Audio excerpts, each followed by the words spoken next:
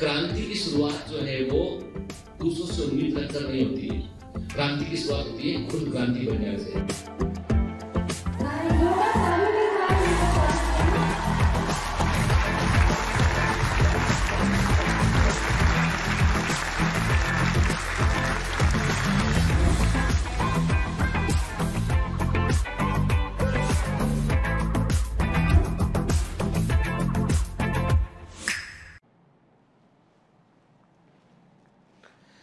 Hello commanders, welcome to biometrics classes online. I am doctor Jitendra Singh. तो चलिए बेटा, human health and disease में आगे बढ़ते हैं। One of the most important chapter जहां से एग्जाम में अधिकतर क्वेश्चन आने की संभावना है। और हमने पिछली क्लास में काफी कुछ देखा, हमने सीखा, हमने टर्मिनोलॉजी को समझा, हमने क्या मतलब होता है पैथोजेनेसिस का, क्या मतलब होता है ईटियोलॉजी का, क्या मतलब होता है जो है वो प्रोग्नोसिस का। तो कई सारे शब्दों को हमने सीखा और हमने एक बीमारी के बारे में बात किया था, टाइफाइड के बारे में। तो एनसीईआरटी में जैसा दे रखा था वैसा हमने पढ़ा। थोड़ा सा बेटा हमें आगे जाके कुछ चीजें और भी देखनी पड़ेंगी, तो आप छोटा सा रिकॉल करते हैं, आगे बढ़ते हैं। बीच में मैं आपसे क्वेश्चन पूछता रहूंगा, चिंता मत कीजिएगा। और मुझे पूरी उम्मीद है कि आपने टाइफाइड मैरी वाली मूवी आपने देखी होगी, और आपने देखा होगा उस मूवी में कि दरअसल उस मूवी का सबसे आप यदि गौर करेंगे तो जो टाइफाइड मैरी वाली मूवी थी, जो मिस्टीरियस मैरी, जो बायोमेट्रिक्स ऑनलाइन फिल्म्स पर अवेलेबल है, उस मूवी में आपको जो उसका एंड है ना, यदि आपने उसका एंड ध्यान से नहीं देखा है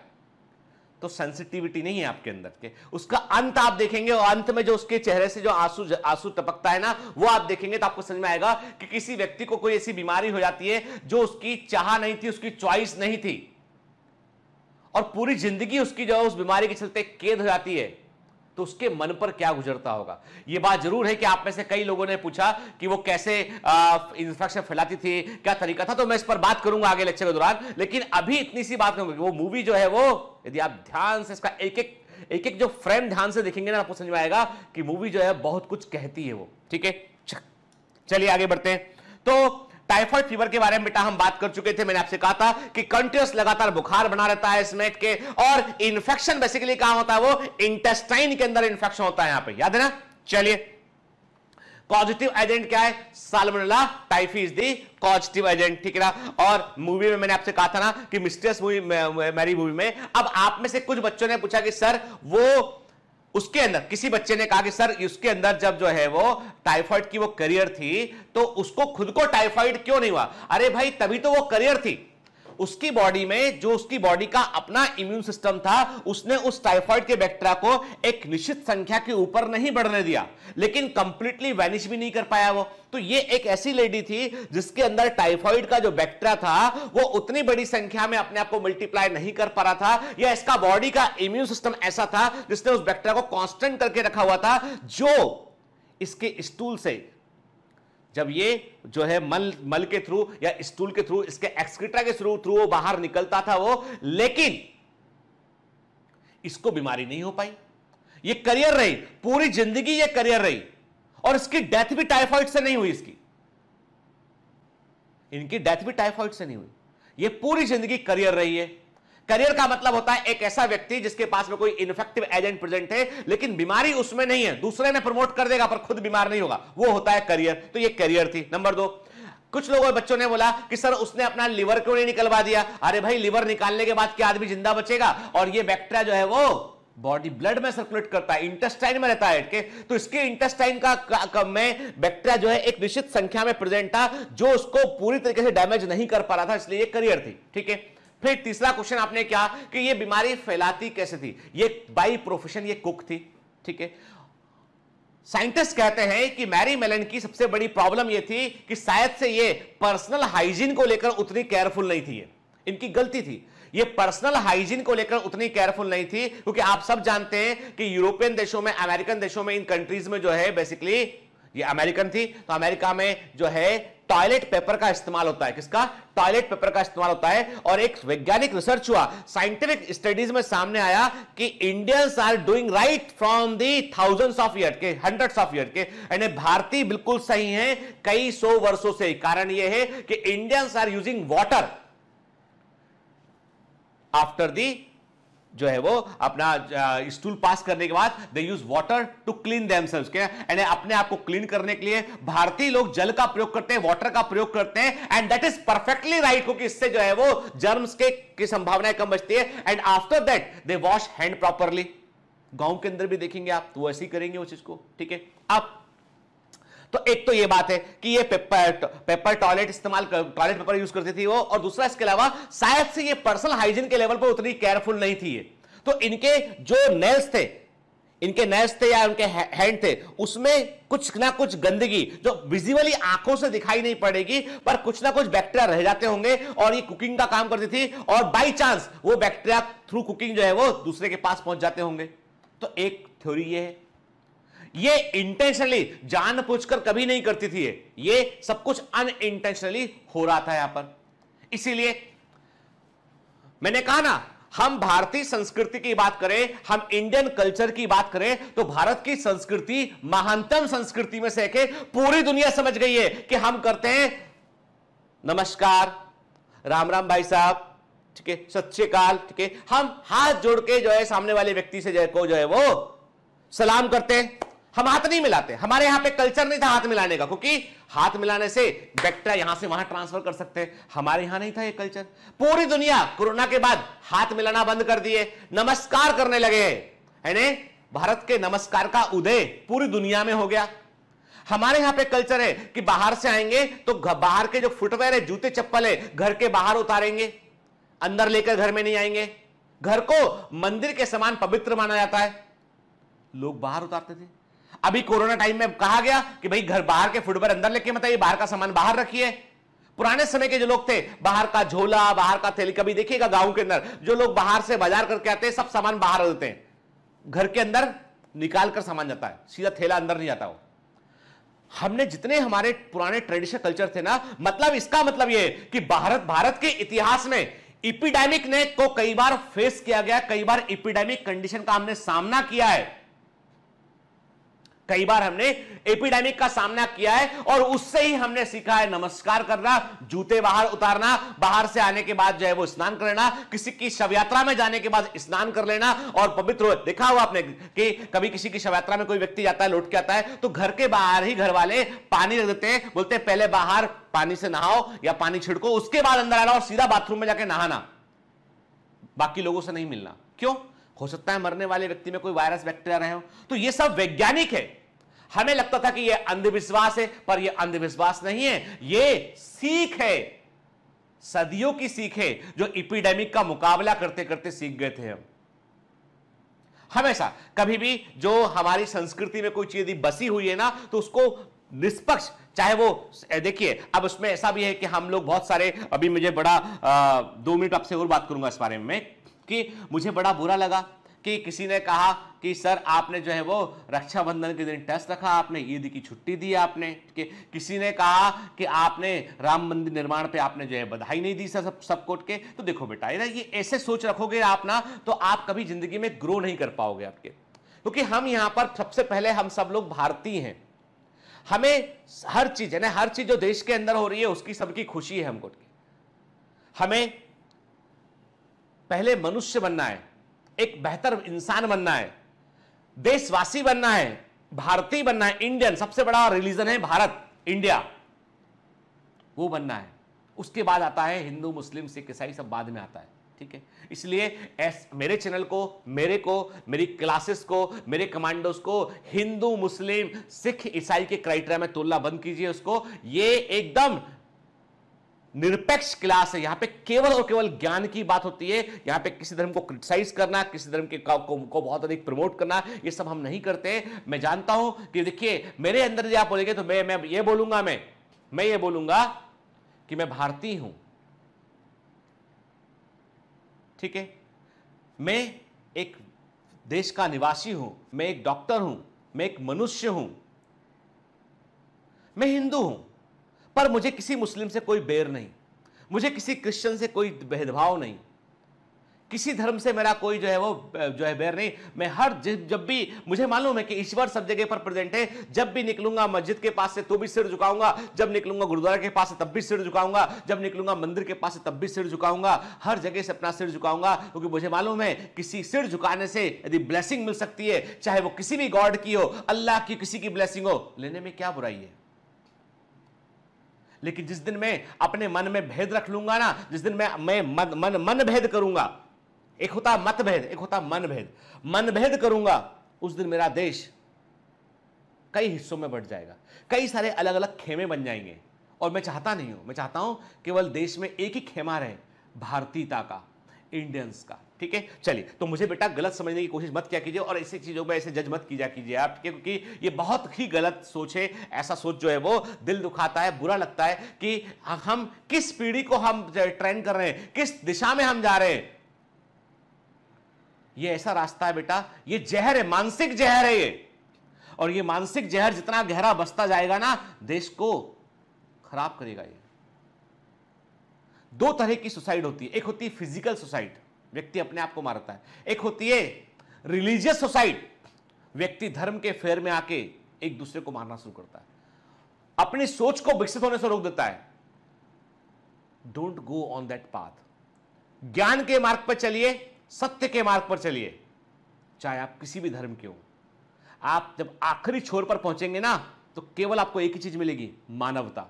हर धर्म का रास्ता गुजर के पहुंचता कहां है? ह्यूमैनिटी की ओर पहुंचता है। ठीक है, चलिए भाषण खत्म आपका, क्लास शुरू करते हैं। ठीक है, तो आज हम टाइफाइड पे कुछ एक्स्ट्रा स्टॉक पॉइंट देखेंगे, फिर हम आगे की अगली बीमारी पढ़ेंगे। और ये इसलिए देखेंगे क्योंकि एग्जाम में क्वेश्चन पूछे जाते हैं इसके ऊपर के। देखिए बेटा, यानी हम इस बीमारी की गंभीरता को देखें यहां पे हम पाते हैं कि वर्ल्ड वाइड के पूरे विश्व में टाइफाइड फीवर अफेक्ट रफली 17 मिलियन पीपल एनुअली, के तकरीबन 170 लाख लोग जो है वो अफेक्ट होते हैं हर साल के। मतलब 1,70,00,000 लोगों को ये अफेक्ट करता है। मिलियन से बोलेंगे तो 17 मिलियन एनुअली अफेक्ट होते हैं, और इससे तकरीबन 6 लाख के आसपास डेथ होती है। क्या आप सोच सकते हैं कि 6 लाख लोगों की जान चली जाती है जस्ट बिकॉज ऑफ टाइफाइड। ठीक है ना, ऑल दो। और ये भी क्लियर कर दूं बैठ के, अधिकांश डेथ कहां पर है? ये अंडर डेवलप्ड कंट्री में है, डेवलपिंग कंट्री के ग्रामीण क्षेत्रों में है। क्योंकि डेवलप्ड कंट्री में और जो शहरी क्षेत्र है वहां पर इसका प्रॉपर ट्रीटमेंट अवेलेबल है,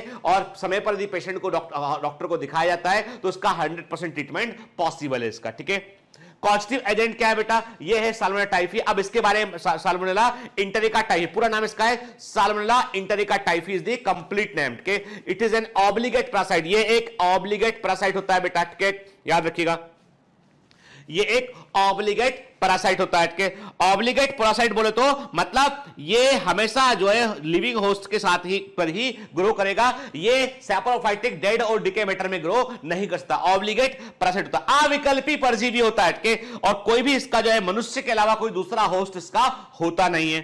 ठीक है, फिर बड़ी इंटरेस्टिंग बात के, यानी टाइफाइड एक ऐसी बीमारी है जिसने कई बड़ी महान हस्तियों को भी अपना शिकार बनाया है, जैसे रुडयार्ड किपलिंग, मोगली, सुनते ना मोगली के, जंगल बुक मोगली के। तो रुडयार्ड किपलिंग जो है ब्रिटिश ऑथर थे, एक अच्छे बड़े पोएट थे, इनकी डेथ भी टाइफाइड से हुई के। और एरोप्लेन के जो इन्वेंटर थे राइट ब्रदर्स के, तो विल्बर राइट जो है उनकी डेथ जो है वो किससे हुई थी? टाइफाइड से हुई थी। और सबसे बड़ी बात, सिकंदर महान, अलेक्जेंडर द ग्रेट, उनकी डेथ जो ग्रीक एम्पायर के महानतम राजाओं सम्राट में से एक थे, उनकी डेथ भी टाइफाइड से हुई थी। ठीक है, this disease is rare in the United States and developed nations but always poses the risk of emergency. हालांकि अमेरिका में जाएंगे आप, और आप जो है वो यूरोप में जाएंगे, आप पाएंगे कि टाइफाइड के केसेस काफी कम है अस्पताल में, क्योंकि वहां पर वो फूड के हाइजीन को लेकर के, और सबसे बड़ा कारण इसके पीछे का है वो है कि वहां पर फूड को लेके बड़े सख्त नियम और कायदे कानून है। मैंने कहा ना, यदि फूड को लापरवाही से रखा गया है, प्रॉपरली नहीं कुक किया गया है, तो वहां पे होटल को तुरंत ही बंद करवा देते हैं उनके। वहां पर जो है वो फूड को लेके किसी की जान को कोई रिस्क में नहीं ले सकता है। जैसे कोई भी आपको फूड दिया जाएगा ना, आप किसी भी अमेरिकन अच्छे रेस्टोरेंट में जाके आप ऑर्डर करेंगे, सबसे पहले आपसे वो फूड एलर्जी पूछेगा। फूड के मेन्यू, होटल के मेन्यू में लिखा होगा this contains peanut, this contain glucose, this lactose, this contain milk content के। भाई जो भी एलर्जी आप देख लो पहले, फिर वहां जब आप ऑर्डर प्लेस करेंगे आके पूछेगा आपसे कि सर आपको कोई एलर्जी तो नहीं है, और एलर्जी जो है वो फूड एलर्जी बड़ी खतरनाक चीज होती है। तो वहां पे फूड को लेके जो है बड़ा, फूड के हाइजीन को लेके बड़ा लोग कॉन्शियस है वहां पे। फिर Salmonella typhi originally isolated in 1880 by the Karl J Eberth. क्या? तो अब देखो बेटा, ये थोड़े से हाई लेवल इंफॉर्मेशन है, ये आपको याद रखनी चाहिए। इसलिए याद रखना चाहिए क्योंकि आपकी एनसीईआरटी में गिनती की बीमारियां दे रखी हैं, तो एनसीईआरटी के सारे पॉइंट हमने देख लिए हैं, लेकिन इन बीमारियों के बारे में थोड़ा सा हमें डिटेल में पता होना चाहिए जहां से एग्जाम में क्वेश्चन कर सकता है। तो पहली बार साल्मोनेला टाइफी को जो है वो आइसोलेट किया था कार्ल जे एरवर्थ ने। ठीक है, it is a multi organ pathogen, ये बॉडी के कई सारे ऑर्गन को अफेक्ट करने वाला रोग कारक होता है। That inhibits the lymphatic tissue of the small intestine, ये हमारी छोटी आंत के लिम्फेटिक टिश्यू में रहता है, लिवर में रहने लगता है, स्प्लीन में रहने लगता है और ब्लड स्ट्रीम में रहने लगता है। जब लिवर में जाकर रहने लगता है ना, तो ऐसा व्यक्ति जो है वो करियर बन जाता है। लिवर में जाकर रहने लगता है, लिवर में और स्प्लीन में जाकर रहने लगता है, तो ऐसा व्यक्ति जनरली करियर बन जाता है इसका। तो ये तो ब्लड के अंदर भी ये ग्रो कर सकता है। ठीक है ना, clear? It is not known to infect animals and it is most common in developing countries with poor sanitary system and lack of antibiotics, putting travellers to Asia, Latin America and Africa is in a high risk group के। अब देखिए, आपको जानकर आश्चर्य होगा कि इसके बारे में अध्ययन किया गया, मालूम चला कि दूसरे एनिमल्स पे क्या टाइफाइड होता है, तो हमें बहुत कम एविडेंस मिले। हालांकि हमको ये मिला कि कुछ चूहों के अंदर कुछ स्पेशल टाइप का जो है टाइफिमोरियम बैक्टीरिया होते हैं जो उस पर अटैक कर सकते हैं। ठीक है, लेकिन बहुत कम एविडेंस है। हम देखें तो हम ये पाते हैं कि जो है वो, यदि हम उसको एकाध रिसर्च को छोड़ दें तो हम ये पाएंगे कि जनरली ह्यूमंस के अलावा साल्मोनेला टाइफी जो है वो आपको दूसरे एनिमल्स में देखने नहीं मिलता है। कोई पक्के सबूत हमारे पास इसके नहीं है। ठीक है, अब हमारे देश में typhoid is very very common, को कारण ये कि हमारे यहां पे एक तो जारी होती है वाटर सप्लाई लाइन जारी होती है, वाटर सप्लाई की जो लाइन होती है आपके घर तक पहुंचती है वो, और दूसरा उसी के पास से निकल रहा होता है सीवेज का लाइन, जो शहर का जो वेस्टेज लाइन। तो कई बार क्या होता है कि सीवर लाइन और वाटर सप्लाई लाइन में आपस में जो है कहीं कनेक्शन हो जाता है, या कहीं पर दोनों लाइन लीक हो गई है, वाटर का उससे वाटर के कॉन्टामिनेट होने की संभावनाएं बढ़ जाती है। तो इसलिए हमारे यहाँ पे जो है वो कई जगह पे आपको टाइफाइड का इमरजेंस आपको देखने मिलता है। ठीक है, जब कोई अमेरिकन या यूरोपियन व्यक्ति एशिया के लिए, इंडिया के लिए जो है वो ट्रेवल के लिए जो है वो वीजा मांगता है, और वहां से जब जो है तो वहां पे मालूम है आपको कि अमेरिकन अथॉरिटीज जो होती हैं वो एडवाइजरी जारी करती हैं। जैसे फॉर एग्जांपल कोई मिडिल ईस्ट जाएगा, इराक घूमने जाएगा, मान लो गया, मन किया उसका, ईरान गया, मिडिल ईस्ट में किसी कंट्री में गया, तो वहां पे लिखा होता है एडवाइजरी में कि आप मिडिल ईस्ट का ट्रेवल कर रहे हैं तो आपको केयरफुल रहना पड़ेगा, वहां पे रिस्क हो सकता है, वहां पे ये घटनाएं घट सकती हैं, इस प्रकार से हो सकता है, तो आपको जो है you have to be very very careful. ठीक है ना? जैसे बीच में एक चुटकुला आया था, एक मैंने बड़ा इंटरेस्टिंग चुटकुला देखा था कि अफगानिस्तान का चुटकुला था कि भाई यदि आप जब इंडिया में आप सड़क क्रॉस करते हैं, भारत में आपको सड़क क्रॉस करना है ना, तो आपको क्या होता है कि इंडिया में सड़क क्रॉस करते में क्या होता है, इंडिया में लोग क्या है कि वो एक रोड पे सब तरफ से आ रहे होते हैं लोग बाग। ठीक है, तो इंडिया में सड़क क्रॉस करने के लिए बड़े ध्यान से देखिए, लेफ्ट देखिए, राइट देखिए, ठीक है, सामने देखिए, लेफ्ट राइट लगातार देखते रहिए, लगातार लेफ्ट राइट देखते रहिए, लेफ्ट और राइट, लेफ्ट राइट, और धीमे धीमे सड़क क्रॉस कीजिए, तो आप सेफ है। अमेरिका में सड़क क्रॉस करना है तो आपको पता है कि वन वे है, तो वहां पे कुछ, अमेरिका में सड़क क्रॉस करना बहुत आसान है। किसी बड़ा ट्रैफिक चल रहा होता है, वहां पर एक बटन होता है, यहाँ पे रोड के एक बड़ा सा पिलर लगा होगा, और वहां पे बटन प्रेस कर देंगे आप, तो बटन को प्रेस करने के बाद क्या होगा कि जो है वो थोड़े समय के बाद 10-20 सेकंड के बाद में या 1 मिनट के बाद में वो सारा ट्रैफिक को रोक देगा वो, फिर आप आराम से रोड क्रॉस कर लीजिए। दौड़ के रोड क्रॉस, आप सामने लिखा होगा कि 30 सेकंड का वक्त है आपके पास रोड क्रॉस करने का, रोड क्रॉस कर लेंगे, फिर वो फिर से ट्रैफिक चालू हो जाएगा। मतलब एक आदमी को रोड क्रॉस करना है तो आप बटन दबा के ट्रैफिक रोककर रोड क्रॉस कर सकते हैं अमेरिका में। ठीक है, किया है हम लोगों ने खूब। लेकिन यदि आप अफगानिस्तान में सड़क क्रॉस करना है और सड़क मिल गई, यदि वहां सड़क मिल गई तो सड़क को क्रॉस करना है तो आप लेफ्ट देखिए, राइट देखिए, पीछे देखिए, आगे देखिए और ऊपर भी देखिए, फिर रोड क्रॉस कीजिए। क्यों? मिसाइल तो नहीं आ रही ऊपर से कहीं, इधर से गाड़ी, पीछे से बंदूक, सामने से बंदूक, ऊपर से मिसाइल, फिर रोड क्रॉस कीजिए। ठीक है, तो हाई रिस्क ग्रुप, तो बात इतनी सी है कि हम बात कर रहे थे टाइफाइड पे, तो मेरा कहने का मतलब ये था कि जो है ये हमारे फूड हाइजीन को लेके, इसीलिए मैं कहता हूं आपको, देखो हम कितने लोग हैं, हम हजारों लोग हैं कि नहीं, बताइए हम हजारों लोग हैं या नहीं कि जो लेक्चर देखते हैं। यदि हजारों लोग भी कभी स्ट्रीट फूड वेंडर के पास जाते हैं, देखते हैं कि भाई खुला रखा है, उसने मक्खियां आ रही हैं, उसको सिर्फ इतना बोलते हैं भैया इससे बीमारियां फैलती हैं, और आप तो इतने समझदार आदमी है, आप तो, आपको आपका दुकान इतना चलता है, इतने समझदार है, इतने पॉपुलर है, सब लोग आपके बारे में बात करते हैं, तारीफ कीजिए पहले उसकी, सीधा बुराई मत कीजिए, पहले तो उसको बोलिए अरे आप बहुत महान है, आप अच्छा काम करते हैं, कितना बढ़िया बनाते हैं आप, समोसा आपका फेमस है यहाँ पे, तो एक दिन बता दुकान बहुत बड़ी होगी, लेकिन ढक लिया करो, मक्खी आती है ना, इससे बीमारी फैलती है। पता है टाइफाइड में छेद कल को हो गया तो कोई बीमार होगा, बोलेगा तो अच्छा थोड़ी लगता है ना आपको, तो आप तो मेरे बहुत करीब व्यक्ति हैं।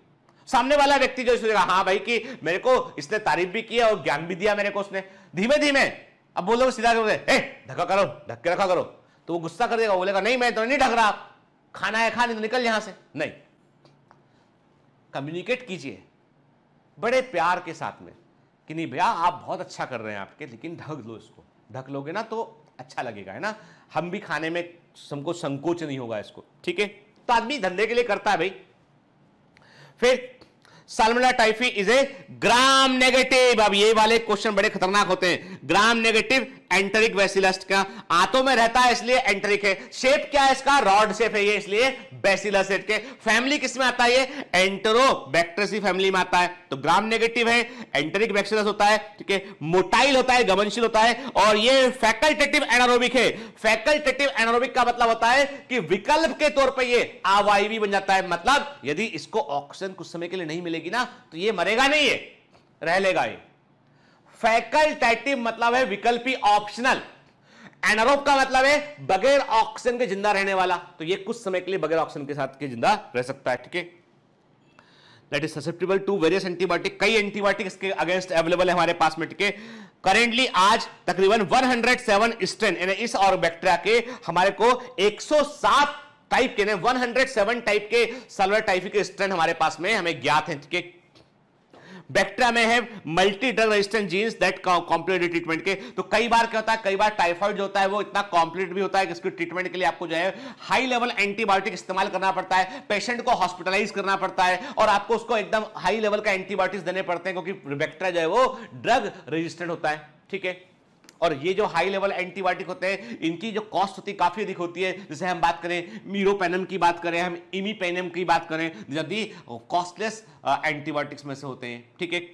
एक दिन की कॉस्ट ट्रीटमेंट की जो है वो 10,000 रुपए के आसपास एंटीबायोटिक की जा सकती है।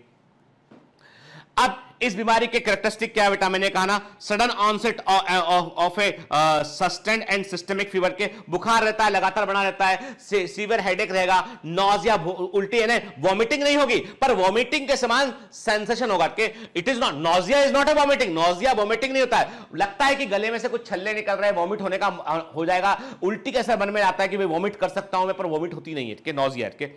भूख लगना बंद हो जाएगा, ठीक है। फिर कॉन्स्टिपेशन रहने लगेगा। अब मैंने आपको कॉन्स्टिपेशन का कारण बतलाया था, मैंने कहा था आंत में छाले होंगे, तो आंत में छाले होने के कारण इंटेस्टाइन में और अल्सर होने के कारण इंटेस्टाइन का मूवमेंट कम होगा, जब इंटेस्टाइन का मूवमेंट कम होगा तो कॉन्स्टिपेशन रहने लगेगा, ठीक है।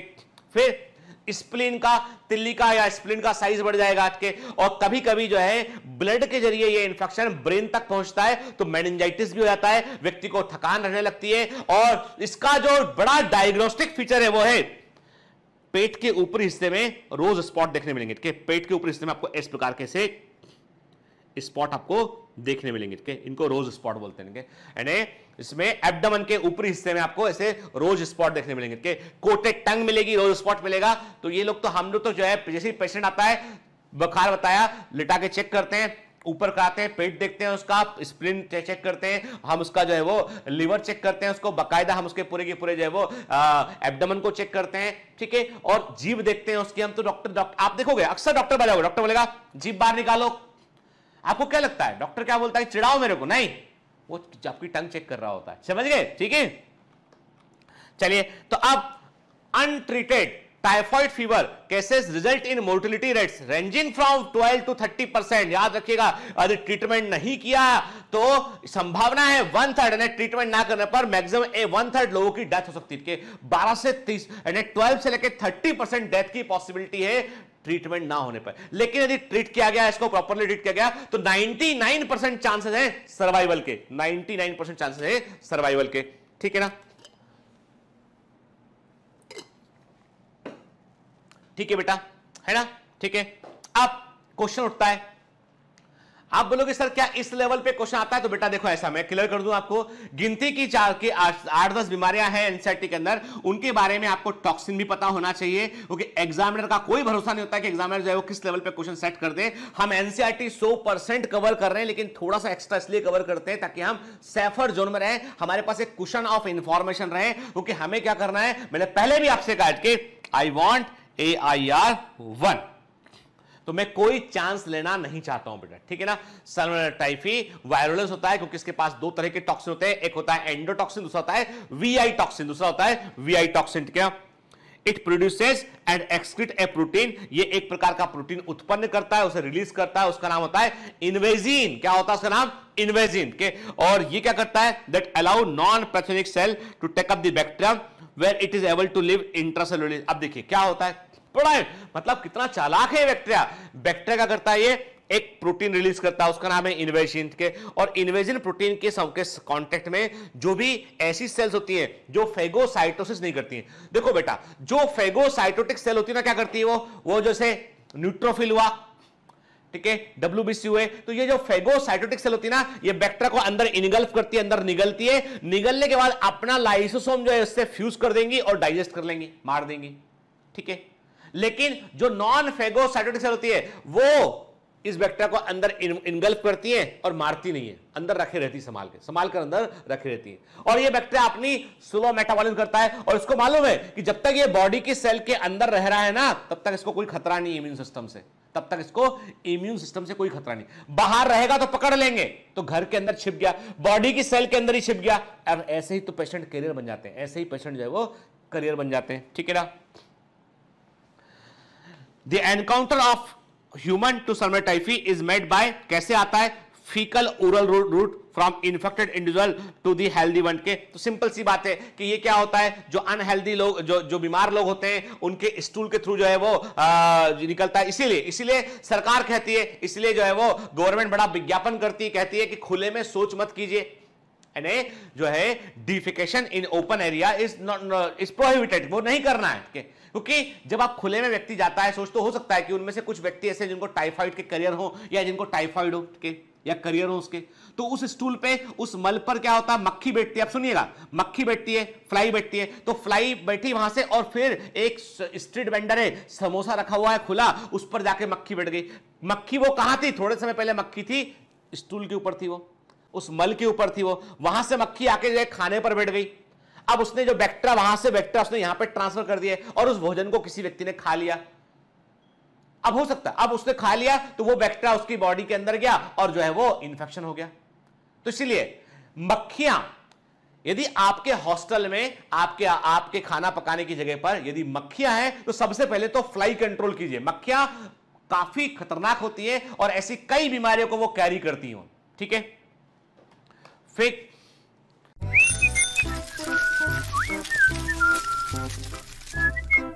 Hi, sorry to disturb you in between lecture, but it's important to inform you. You should download Biomentors app from Google Play Store. We need your support, so please take subscription to become an official commando of Biomentors. Bye bye. Continue your lecture.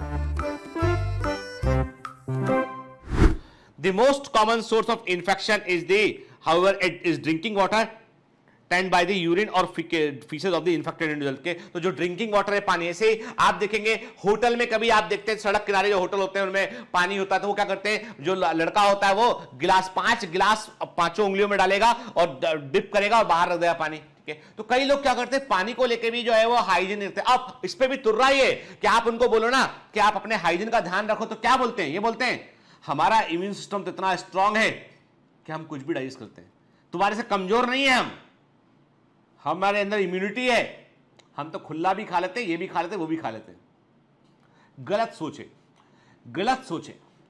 इसी सोच के कारण हम सामने वाले व्यक्ति का के अंदर इंप्रूवमेंट नहीं कर पा रहे, और ये गलत सोच है। अपनी जान को रिस्क में रखना कौन सी समझदारी है? ठीक है? तो अब जो इनोकुलम साइज है कितना डोज इसका जाएगा तो जो है वह व्यक्ति को इन्फेक्शन आएगा, वो होता है 1 लाख बैक्टीरिया। और आपको जानकर आश्चर्य होगा ये 1 लाख बैक्टीरिया जो है वो जरा से हिस्से में हो सकते हैं, जरा से हिस्से में के। तो इनोकुलम साइज जो इन्फेक्शन जरूरी है वो 1 लाख बैक्टीरिया है। हो सकता है कि ये 1 लाख बैक्टीरिया पानी की एक बूंद के अंदर या पानी के जो है वो कुछ ml वाटर के अंदर ही, 1 चम्मच पानी के अंदर ही प्रेजेंट हुए। ठीक है।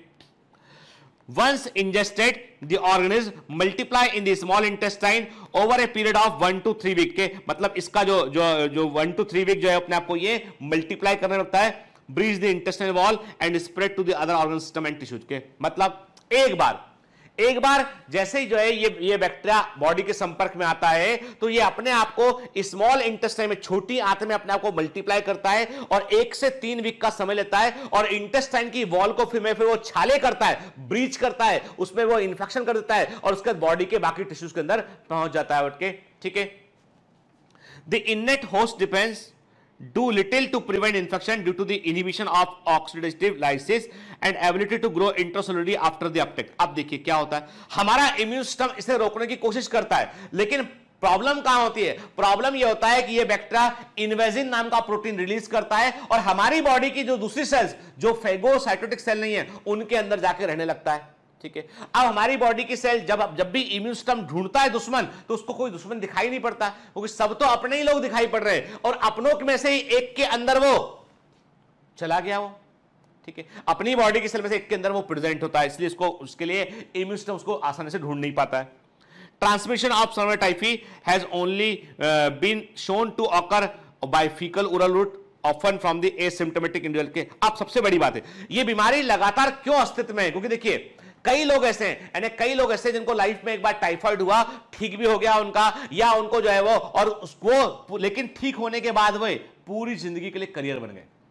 तो मैं क्या कहता हूं, जितने लोगों को टाइफाइड हुआ है ना उनको अपने पर्सनल हाइजीन का बड़ा ध्यान रखना चाहिए, क्योंकि संभावना यह भी है कि आप करियर भी हो सकते हैं, बीमारी को आगे फैलाने का जरिया हो सकते हैं। और ये जीवन है और जीवन की इस लड़ाई में क्या होता है, बैक्टीरिया भी रास्ता ढूंढता है। उसे मालूम है कि मुझे कुछ लोगों को डैमेज नहीं करना है, कुछ लोगों में केवल करियर बना के रखना है उनको। ठीक है। बैक्टीरिया भी समझता है चीज।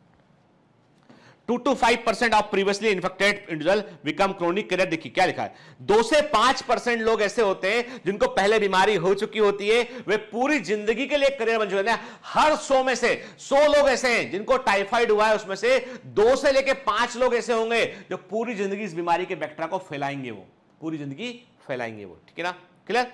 इसीलिए जो है प्रॉपर जो है वो फ्लश सिस्टम घर का जो टॉयलेट है एकदम क्लीन क्लियर है। देखिए घर का जो टॉयलेट है ना, घर का जो सबसे अधिक डिस्कार्टेड स्थान होता है, लोग जिसको कम ध्यान देते हैं, वो होता है घर का टॉयलेट। मैं कहता हूं घर का टॉयलेट उतना ही क्लीन रहना चाहिए जितना क्लीन हमारे घर का किचन रहता है, क्योंकि एक तरफ से हम क्या करते हैं, जहां से हम भोजन बन रहा है वो बड़ा इंपॉर्टेंट हिस्सा होता है वो, और जहां पर हम जो है वो अपने वेस्टेज रिलीज कर रहे हैं वो हिस्सा भी साफ रहना चाहिए, क्योंकि वहां से इंफेक्शन फैल सकता है। ठीक है। तो जो इंफेक्शन के सोर्स हैं they should be very very clean. ठीक है, clear? Then this is the newspaper cutting. आप देख रहे हैं 1909 में न्यूज़पेपर में मैरी मेलन की तस्वीर छपी। देखिए आप ध्यान के, आप गौर से देखिए कि ये जो है ये एक्चुअल न्यूज़पेपर जो छपा था उस समय न्यूज आई थी, वो न्यूज का हम कटिंग आपको दिखा रहे हैं। यानी मूल जो एक्चुअल जो है न्यूज आया था उसको देख रहे हैं। क्या लिखा है, टाइफाइड मैरी मोस्ट हार्मफुल लिखा है। देखिए क्या लिखा है, द एक्स्ट्रा ऑर्डिनरी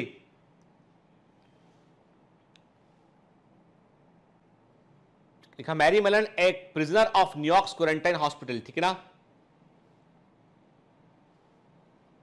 ठीक है।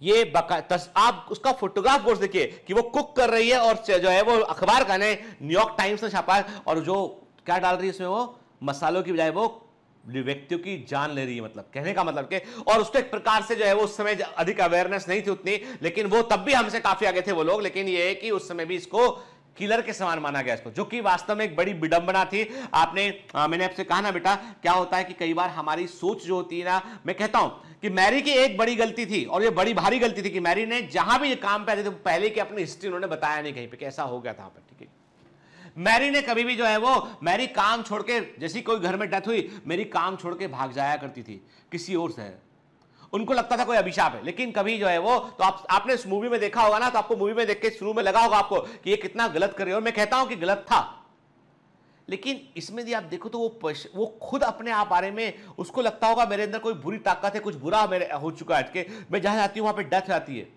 उसका भी अपना एक साइकोलॉजी बड़ा गड़बड़ा गया होगा वो पूरा। खैर, अब हम बहुत तरीके से सोच सकते हैं इस बारे में। The damage caused by the typhoid fever is reversible and limited if treatment is started early in the infection। क्या? और ट्रीटमेंट आसान होता है। शुरुआती इन्फेक्शन में आपके पास बहुत सारे एंटीबायोटिक होते हैं आपके पास बैठ के, ठीक है, आप उनका इस्तेमाल करेंगे, आप ट्रीटमेंट को कर सकते हैं। मैंने कहा ना, मैंने बहुत पेशेंट ट्रीट किए इसके, और अधिकांश पेशेंट को मैंने ओपीडी बेसिस पर ही ट्रीट किया हुआ है शुरू। लेकिन वही है, पेशेंट पहली बार आया, जांच कराया, जांच में मैंने टाइफाइड का जांच भी कराया, फीवर प्रोफाइल पूरा कराया, और बुखार का कारण मतलब मैं I am not that kind of doctor की कोई व्यक्ति हमारे पास आया तो सिम्टम के आधार पर केवल इलाज कर दिया कि आदमी को बुखार है तो बुखार की दवा दे दी, खांसी है तो खांसी की दवा दे दी। ऐसा मैं नहीं करता हूं। मैं अप्रिय डॉक्टर हूं उन लोगों के लिए जो जांच कराने से बचते हैं। मैं बाकायदा, बुखार है तो मैं बुखार के बाकायदा प्रॉपर क्लिनिकल हिस्ट्री लेने के बाद में प्रॉपर इन्वेस्टिगेशन कराऊंगा और बुखार की तह तक पहुंचकर उसका इलाज करता हूं मैं, क्योंकि आपको सिम्टम को ट्रीट नहीं करना। सिम्टम को दवा देने का मतलब यह है कि बीमारी अंदर अंदर बढ़ती रहेगी। आपको बीमारी को ठीक करना है तो सिम्टम अपने आप खत्म हो जाएंगे। ठीक है, चलिए। This lead to the mortality rate less than 1% among the treated individual. ठीक है, मतलब 99% लोग प्रॉपरली क्योर उसमें हो जाते हैं बेटा। ठीक है ना, क्लियर। चलिए, अब विडॉल टेस्ट की बात करें यहां पे हम, तो मैंने आपसे कहा कि विडॉल टेस्ट जो है उसको डेवलप किया गया था 1896 में, और इसको डेवलप किया था जो है एक इन्वेंटर थे इसके, वो थे जॉर्जेस फर्नांड विडॉल। ठीक है, और ये एक प्रकार का सीरोलॉजिकल टेस्ट होता है, एंड ये ब्लड के सीरम से किया जाता है, सीरोलॉजिकल टेस्ट होता है। Bacterial suspension which carry antigen will agglutinate on exposure to antibodies to the Salmonella organism. क्या? तो इसमें क्या करते हैं बेटा, इसमें हम जो है वो जो एंटीजन को क्या का हम जो है वो परीक्षण करते हैं। एक प्रकार से हम उसको आइडेंटिफाई करते हैं कि बैक्टीरिया प्रेजेंट है या नहीं है, उसका एंटीबॉडी एंटीजन प्रेजेंट है या नहीं है। ठीक है, the antigen used in the test are the H and O antigen. जो H और O एंटीजन जो है वो जो इस टेस्ट में जनरली इस्तेमाल किए जाते हैं। ठीक है ना, जो साल्मोनेला टाइफी होता है उसके पास में H और O एंटीजन होते हैं, और साल्मोनेला पैराटाइफी के पास में जो है वो H एंटीजन होता है। ठीक है ना, क्लियर।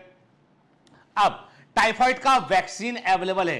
टाइफाइड का वैक्सीन इस समय अवेलेबल है। प्रिवेंशन की बात करें हम, तो prevention of faecal contamination in drinking water and food supply. मैंने कहा ना, साफ सफाई, प्रॉपर हाइजीन का ध्यान रखेंगे, फूड हाइजीन, ड्रिंकिंग वाटर का हाइजीन का ध्यान रखेंगे, अपना खुद का proper hygiene, personal hygiene maintain रखेंगे, प्रॉपर वाटर प्यूरिफिकेशन सिस्टम रखेंगे हमके, और वेस्ट का प्रॉपर मैनेजमेंट करेंगे, और जो बीमार व्यक्ति है उसका समय पर इलाज करेंगे तो बीमारी आगे नहीं फैलेगी। ठीक है, इसके अलावा हम जो है वो हमारे पास में इसका vaccine, it is the oral vaccine, ये ओरल वैक्सीन है, दैट इज द अवेलेबल। के तो कई जगह पे जहां पर केसेस अधिक प्रिविलेंट होते हैं, जहां पर अधिक केसेस देखने मिलते हैं, वहां पर बच्चों को इस वैक्सीन को रिकमेंड किया जाता है। हालांकि ये जो प्रॉपर सरकारी वैक्सीनेशन का शेड्यूल है उसके अंदर ये वैक्सीन लिस्टेड नहीं है, लेकिन ये एक एडिशनल वैक्सीन है जहां पर केसेस अधिक होते हैं। यदि फैमिली में किसी को टाइफाइड हो चुका है, कुछ एक दो लोगों को, तो कहीं ऐसा ना हो कि वो उनके थ्रू बच्चे को फैल जाए, तो ऐसे वैक्सीन जो है वो दिए जाते हैं। Tab vaccine is available now. ठीक है, ट्रीटमेंट क्या है इसका? ट्रीटमेंट के लिए बड़े सारे एंटीबायोटिक अवेलेबल है यहाँ पे। एम्पिसिलिन हुआ, क्लोरामफेनिकॉल हुआ, सिप्रोफ्लॉक्सिन हुआ, ओफ्लॉक्सिन हुआ, ये सब जो है वो ऐसे जो एंटीबायोटिक अवेलेबल है। इसके अलावा भी होता है, इसके अलावा भी जो है, जैसे हम जब मुझसे आप पूछेंगे तो सेफ्ट्रिएक्सोन है, वो मेरे one of the favourite anti cefuroxime axetil मेरे फेवरेट एंटीबायोटिक्स में से। ओफ्लॉक्सिन की बात करें, that is very good antibiotic के। फिर हम बात करें इसके अलावा देखें हम तो जो है इमीपेनम, मीरोपेनम, जो पेनिसिलिन ग्रुप का एंटीबायोटिक, बहुत सारे डिफरेंट एंटीबायोटिक होते हैं that can be use that के। तो ये क्रॉस, जनरली हम लोग क्रॉस इन्फेक्शन में इसका यूज करते हैं। मल्टीपल बैक्टीरिया के हमें एक्सपेक्ट होता है कि उसमें अपॉर्चुनिटिक इन्फेक्शन भी हो चुका तो वहां पर हम यूज करते हैं। अदरवाइज दीज आर दी जो फ्लोरोक्विनोलोन ग्रुप के एंटीबायोटिक होते हैं जो दिखाई पड़ रहे हैं यहाँ पे स्क्रीन पे, they are the very good. ये एम्पिसिलिन इज द पेनिसिलिन, ये पेनिसिलिन ग्रुप का एंटीबायोटिक होता है। अब ये इतना डिटेल में हमको जाना नहीं इसमें, हमने इतना कहा कि हाँ एंटीबायोटिक अवेलेबल, जिससे हम ट्रीट इसको कर सकते हैं। सीवियर केसेस में ऐसा पाया गया है कि सबसे इंपॉर्टेंट ऑर्गन जो होता है वो है गॉल ब्लैडर, जहां पर ये बड़ी संख्या में बैक्टीरिया अपने आप को स्टोर कर लेते हैं, तो ये वहां फैलता है, क्योंकि लिवर में यदि रहेगा, लिवर से गॉल ब्लैडर में आएगा, गॉल ब्लैडर से कहां जाएगा, वो जाएगा, वो कहां पर, वो जाएगा हाई कॉन्सेंट्रेशन में जाएगा वो इंटेस्टाइन के अंदर के। तो ऐसी कंडीशन में जो है हम क्या करते हैं कि सीवियर केसेस में कई बार हम गॉल ब्लैडर को रिमूव भी कर देते हैं, ठीक है। Then come to the next disease, pneumonia, ठीक है। अब हम अगली बीमारी बात करेंगे। देखो बेटा, हम जानते हैं कि न्यूमा वर्ड का मतलब होता है एयर, भूलना नहीं कभी, ठीक है। न्यूमेटिक बोन, ऐसी हड्डियां जिनमें हवा भरी होती है, पक्षियों में होती है, ठीक है, ठीक है। न्यूमा वर्ड का मतलब होता है एयर, ठीक है। तो मतलब ये बेटा निमोनिया कहां होता है, लंग्स में होता है, क्योंकि लंग्स में हमारे एयर होती है, ठीक है। तो निमोनिया इज ए डिजीज जिसमें कि लंग्स के अंदर जो है इंफेक्शन होता है, और लंग्स के अंदर इंफेक्शन होने पे क्या होता है, वहां पर हमारा इम्यून सिस्टम काम करने लगता है और वो बैक्टीरिया को मारने लगता है। यदि वायरल निमोनिया है तो वायरस के अगेंस्ट काम करता है, और उसके चलते क्या होता है, लंग्स का जिस हिस्से में निमोनिया हो चुका है, जहां पे इंफेक्शन हो चुका है, वहां पर फ्लूइड इकट्ठा होने लगता है।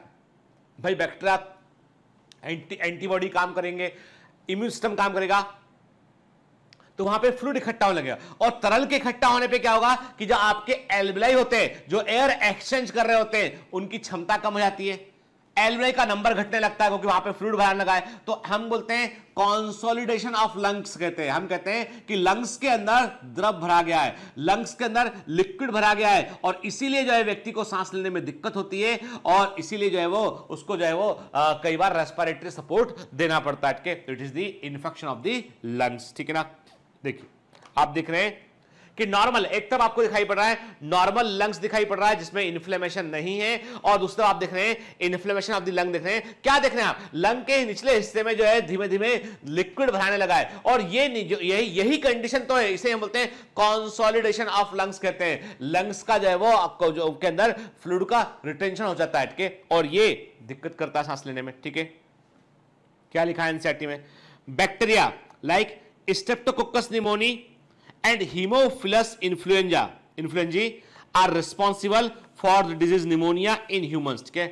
जो बैक्टीरिया है, क्या नाम बेटा इसका, Streptococcus pneumoniae और Haemophilus influenzae, ये वो बैक्टीरिया होते हैं जो निमोनिया के लिए रिस्पॉन्सिबल होते हैं, which infect the alveoli of the lungs के एल्वेलाई क्या होते हैं, लंग्स के एल्वेलाई जो है वो सबसे नीचे वाले स्ट्रक्चर होते हैं, जहां सबसे जो है वो टर्मिनल स्ट्रक्चर होते हैं, जहां से कैपिलरी के थ्रू एयर एक्शन होता है। यानी एल्वेलाई से ऑक्सीजन ब्लड कैपिलरी में जाती है, ब्लड कैपिलरी से CO2 एल्वेलाई के अंदर आती है। तो हमारा जो एयर एक्सचेंज पूरा जो होता है वो लंग्स के थ्रू होता है, और लंग्स में सबसे इंपॉर्टेंट हिस्से होते हैं वो होते हैं एल्वेलाई। ऐसा होता है एल्वेलाई, और ये कैपिलरी जा रही है, ठीक है। और एयर एक्सचेंज किसके थ्रू होता है, इनके थ्रू होता है, ठीक है ना। अब क्या होगा बेटा, यहां पे इंफेक्शन होगा, और एल्वेलाई के अंदर यहां पे मैं बोलूं आपसे कि यहां पे लिक्विड इकट्ठा होने लगा, तो क्या गैसेस एक्शन आसानी से हो पाएगा, नहीं हो पाएगा, ठीक है। As a result of infection the alveoli get filled with fluid leading to the severe problem in respiration. साफ साफ लिखा है एनसीईआरटी में, इंफेक्शन होने पे क्या होगा बेटा, एल्वेलाई के अंदर जो है फ्लूइड इकट्ठा हो जाएगा, और जिससे कि सांस लेने में दिक्कत होने लगेगी, रेस्पिरेशन में दिक्कत होने लगेगी, ठीक है। देखिए ना, आप देख रहे हैं नॉर्मल एल्वेलाई, एक तस्वीर में आपको नॉर्मल एल्वेलाई दिखाई पड़ रहा है, और दूसरे में आपको दिखाई पड़ रहा है निमोनिया के। तो क्या देख रहे हो आप, निमोनिया वाले में आप देख रहे हो कि एल्वेलाई के ऊपर एक पतली सी फ्लूइड की लेयर बन गई है के, और वो लेयर के कारण क्या होता है, एयर एक्सचेंज जो है, वायु विनिमय जो है, जो एयर एक्सचेंज थ्रू लंग्स होता है वो प्रॉपरली नहीं हो पाता है, ठीक है। देख रहे हैं आप, ठीक। देखिए दूसरा तस्वीर देखिए आपके, समझिए बेटा बात करके, यानी एकदम अटेंटिव रहिए, समझने की कोशिश कीजिए तब तो। और देखिए ये जो बातें बता रहा हूं आपको मैं, ये आपके भी जीवन भर काम आएंगी।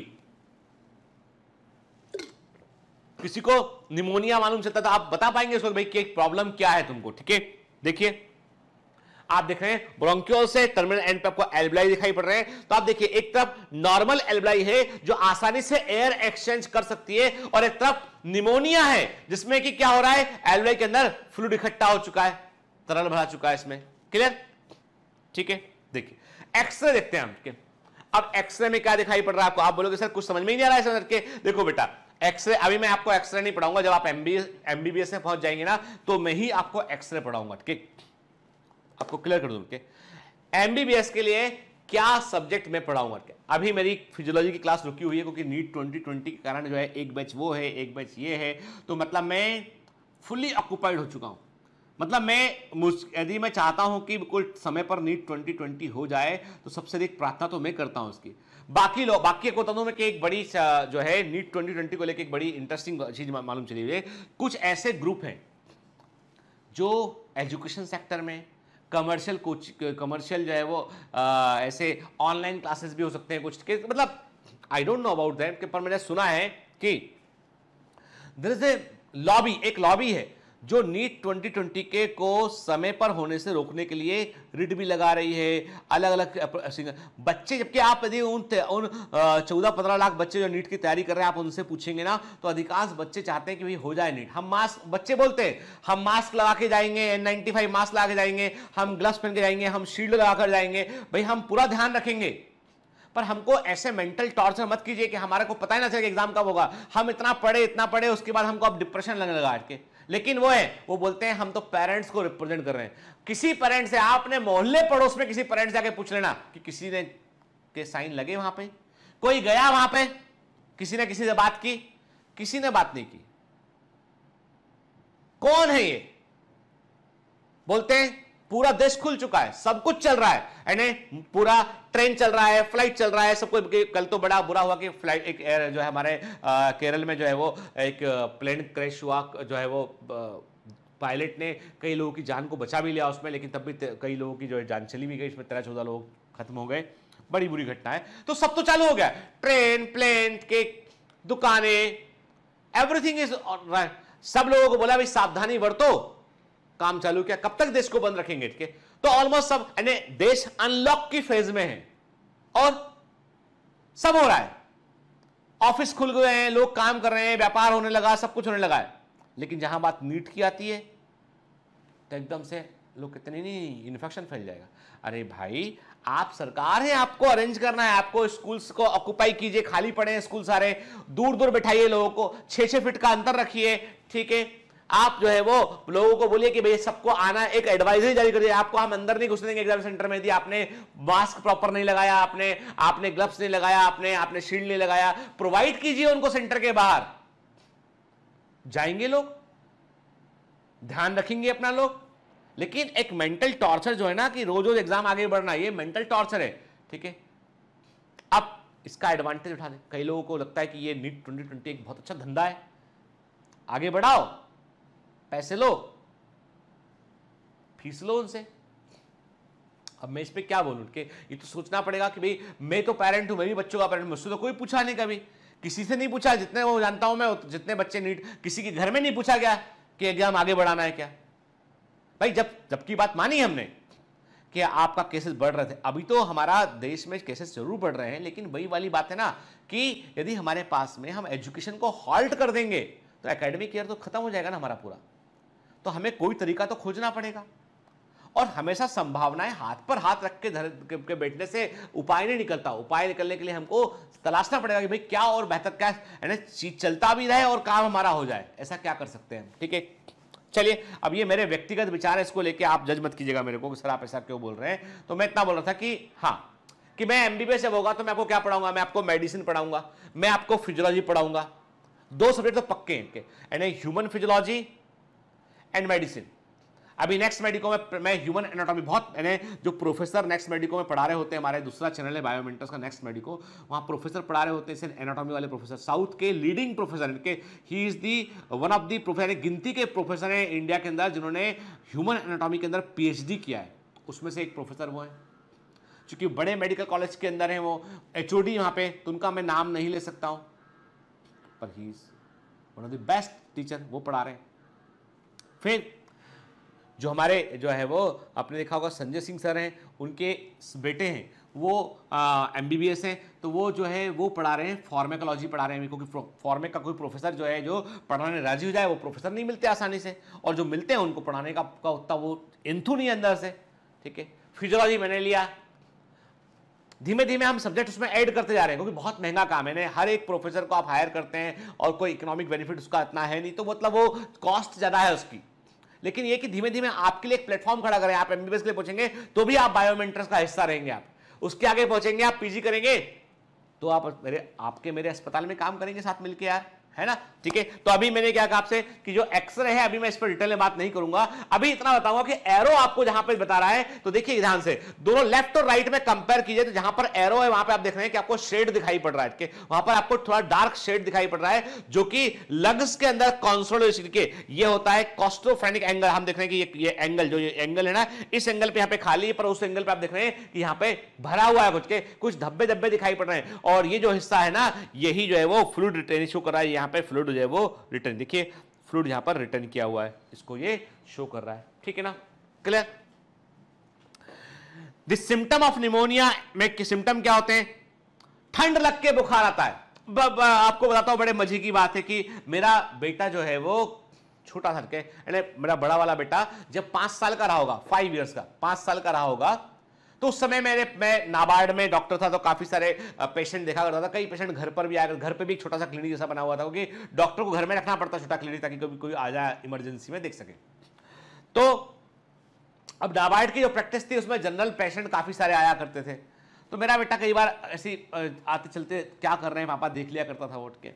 एक दिन क्या हुआ, हमारी जो है वो हमारी जो मैट थी, घर में काम करने वाली जो बाई थी, वो हमारे घर के पास में सर्वेंट क्वार्टर बना हुआ था, उसमें रहा करती थी, सुमन नाम था उसका, उसकी बेटी ही थी अमीशा। उसको वो एक दिन दौड़ती हुई घर में आई, बोली आके कि सर है, वो मुझको सर ही बोलती थी, भारती से पूछा, भारती से नहीं बेटे से, बेटा मेरा बाहर बैठा हुआ सोफे पे, उसने पूछा सर है, तो उसने बोला पापा हाँ, क्या हो गया? वो भी अमीशा भी 5 साल की थी, ये भी 5 साल का था, तो उसने बताया दीदी को बुखार आ गया है, तो मम्मा ने कहा है कि मम्मी ने कहा है दवाई लेके जाओ सर से। तो मेरा बेटा बोला पापा तो अभी जो है वो किसी से फोन पे बात कर रहे हैं अंदर कमरे में। अच्छा क्या हुआ उसको? तो मेरी वाइफ सुन रही थी कि वो किचन में क्या बात कर रहे थे, सुन रही थी चुपचाप कि बच्चे बात क्या कर रहे हैं आपस में। क्या हुआ उसको? बोलती बुखार बताया ना, बुखार हो गया मेरी बहन को। अच्छा कितना बुखार है, चेक किया? तप रही है वो। तो बोलता अच्छा बुखार के साथ में ठंड लगी क्या? बोली हाँ वो कंबल ओढ़ के बैठी है। अच्छा सुसु गई थी वो? हाँ। सुसु में जलन तो नहीं हुआ? बोली नहीं। खांस तो नहीं रही वो? नहीं। बोलता सिंपल बुखार हो सकता है, या पापा से पूछ लेना मलेरिया भी हो सकता है, एक दिन के बाद यदि बुखार आया तो। फिर गया ड्रॉर खोली, कैल्पॉल की गोली निकाली और उसको दे दी। बोला पढ़कर लिखा है उतना खा लेना।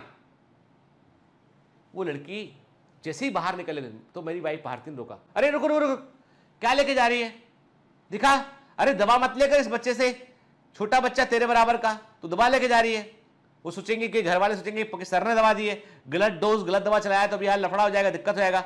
फिर मेरे को बुलाया, फिर बता, मैंने पूछा कि बच्ची की उम्र कितने साल है, क्या है, उसके वजन के अकॉर्डिंग फिर मैंने सही डोज की दवा दी, सिरप दिया मैंने उसको। ठीक है, मैंने बोला फिर नीमो को कि भाई तुम दवा मत दिया करो, तुम डॉक्टर नहीं हो। बोला मैं सुन रहा था तो मुझे लगा कि मैं किसी की हेल्प करता हूं। तो मैंने कहा बेटा बहुत अच्छी बात है, पर इसके लिए ये अच्छा नहीं है ना, इसमें क्या किसी को कुछ हो गया तो गलत दवा चली गई तो। बोला मैंने सही दवा दी थी। मैंने कहा हाँ तुमने सही दवा दी थी, पर आगे से बेटा मत देना, है ना, पापा को बता देना, पापा से पूछ, मैं तुमको बताऊंगा फिर तुम वो दवा देना। मैंने कहा उसको कि तुम मेरे लिए दवा चूज कर दो, मैं बताऊंगा वो वाला दवा, ये दवा ये उठा दो।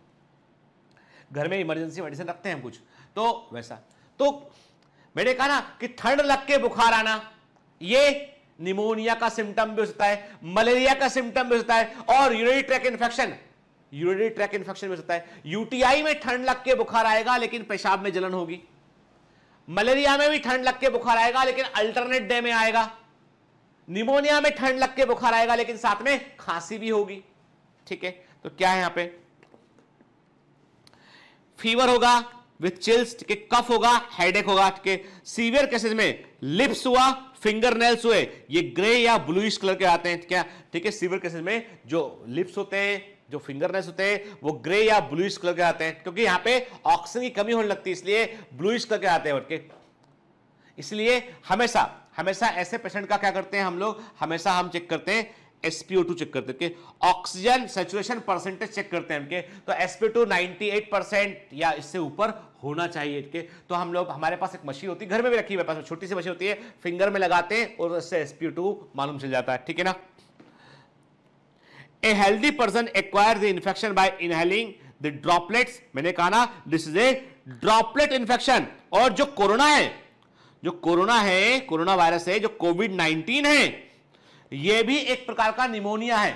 It is also a atypical pneumonia. Biomentor online films में एक मूवी है, बायोमेंटर ऑनलाइन फिल्म्स एक मूवी है कोरोना वायरस के ऊपर, और वो मूवी अब तक की बायोमेंटर ऑनलाइन फिल्म की सबसे अधिक देखी जाने वाली मूवी है।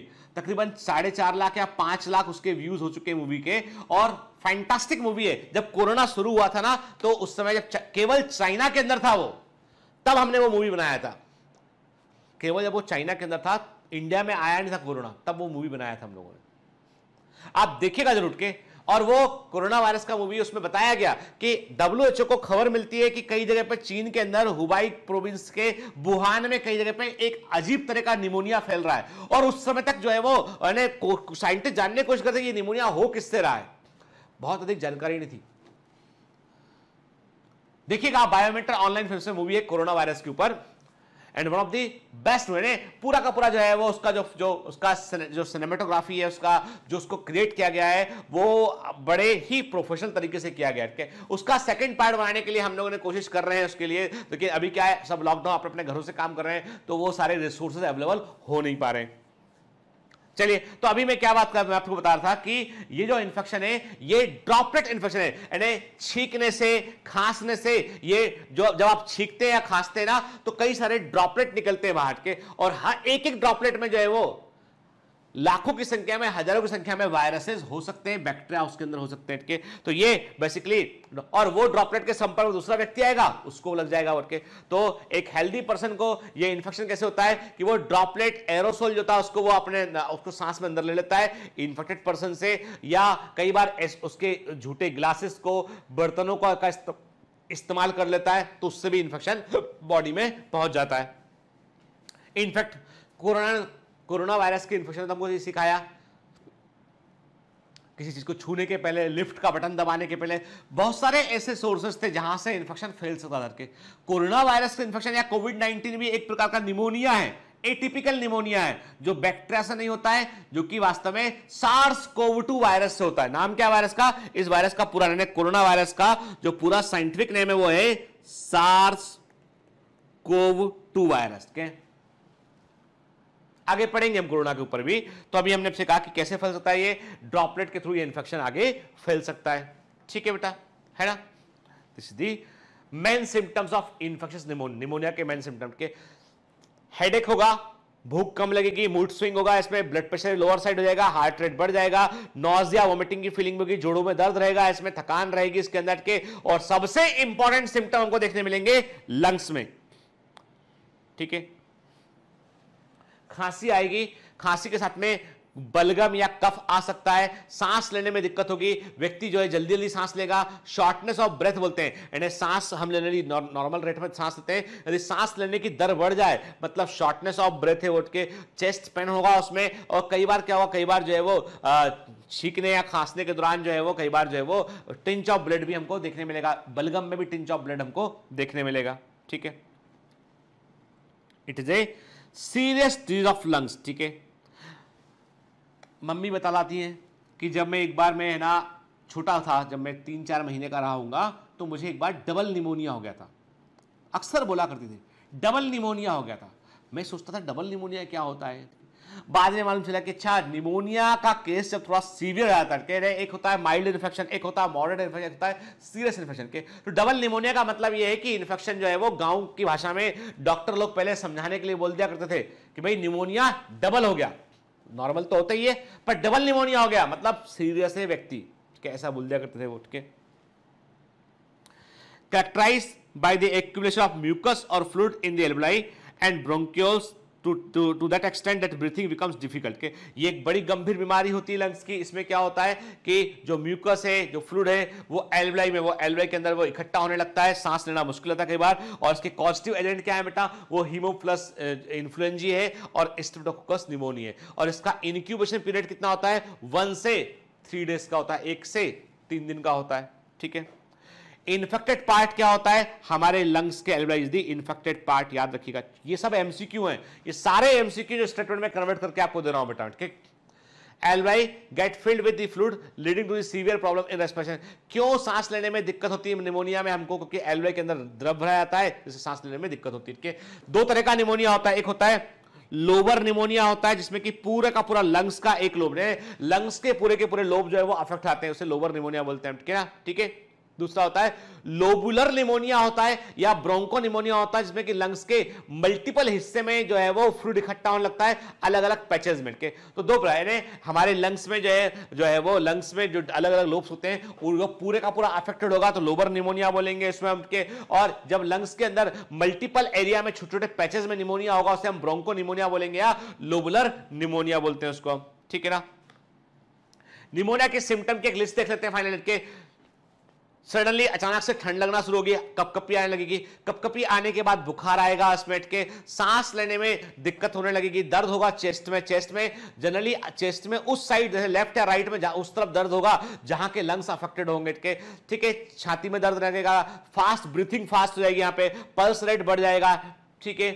खांसी होगी, सरदर्द होगा यहाँ पे, और सीवियर केसेस में जीभ जो है जो होंठ है, होंठ नॉट टंग, लिप्स हुआ, नेल्स हुआ, वो ग्रे से ब्लूइश हो जाएंगे के। और स्पुटम जो है, जो खकार है, जो खांसने पे जो निकलता है उसमें जो है वो कई बार ब्लड देखने मिलेगा, उसमें वो थोड़ा सा कत्थई कलर का हो जाएगा, यानी डार्क रेड कलर का हो जाएगा और रस्टी से कलर का हमको दिखाई पड़ेगा। बोल के कैसे फैलता है निमोनिया? तो मैंने कहा ड्रॉपलेट इन्फेक्शन से, एरोसोल से फैलता है, बर्तन को शेयर करने से फैलता है, इसलिए झूठा नहीं खाना चाहिए, बचना चाहिए उससे के।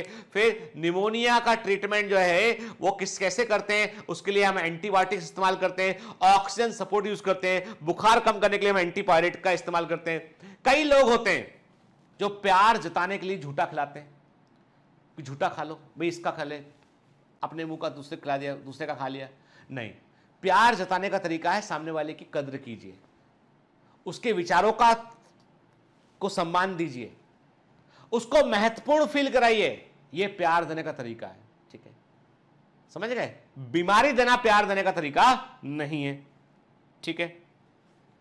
देन डिसेंट्री, प्लेग, डिप्थीरिया ऐसी बीमारियां हैं जो बैक्टीरियल में होती है। अब इसका मतलब यह हुआ कि दो बीमारी के बारे में एनसीईआरटी ने डिटेल में बताया। किसके बारे में? दो बैक्टीरियल डिजीज के, एक तो टाइफाइड के बारे में, दूसरा निमोनिया के बारे में। लेकिन एनसीईआरटी ने बोल दिया है कि दोस्त सिलेबस है ये, तुम पढ़ लेना डिसेंट्री, तुम पढ़ लेना प्लेग, तुम पढ़ लेना डिप्थीरिया, और 2-4 और जरूरी बीमारियां वो पढ़ लेना, ईटीसी है ना। पूछ सकता है एग्जामिनर, हमसे ना बोलना बाद में कि हमने नहीं बताया था। ठीक है। तो हम तो एक ही बात बोलेंगे, तुमसे ना हो पाएगा। समझ गए? कौन बोला? एनसीईआरटी। इसलिए पढ़ लेना। हमने कहा हमसे नहीं होगा तो किसी से नहीं होगा बॉस। ठीक है, हम तो करके दिखाएंगे। इसलिए हमको नेक्स्ट क्लास में हम क्या बात करेंगे? हम डिसेंट्री पे बात करेंगे, प्लेग पे बात करेंगे, डिप्थीरिया पे बात करेंगे, कुछ इंपॉर्टेंट डिजीज जो बड़ी कॉमन है उनके बारे में बात करेंगे। हालांकि उनको हम टाइफाइड और निमोनिया के लेवल पे जाकर नहीं पढ़ेंगे, बेसिक इंफॉर्मेशन उनके दिमाग में रखेंगे ताकि हमसे एमसीक्यू बन जाए। ठीक है बेटा, तो उम्मीद है पढ़ने का मजा ले रहे होंगे। और देखो ये चैप्टर तो बहुत कुछ सिखाता है बेटा, डॉक्टर वाली फील आती है इसमें। आगे बढ़ते आओ, देखो मजा आएगा इसमें, है ना। ठीक है, तो पढ़ने का आनंद लीजिए, पढ़ने को बोझ मत समझिए। और अभी वो जो नीट वाली न्यूज आएगी ना, हालांकि आप 2021 वाले बच्चे हैं, तब भी मजा आता है देखने में, क्योंकि लोग उसमें मजा करते हैं। मैं तो सोच रहा हूं कि एक नीट 2020 पोस्टपोन का एक वीडियो बनाऊं मैं, जिस वीडियो में मैं शुरू में एक अच्छा सा थंबनेल डालूंगा और अंदर फिर टॉम एंड जेरी का कार्टून चलेगा आधे घंटा,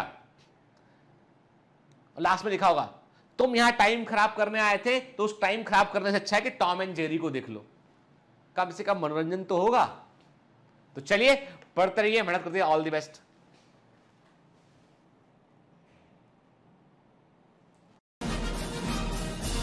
Hi.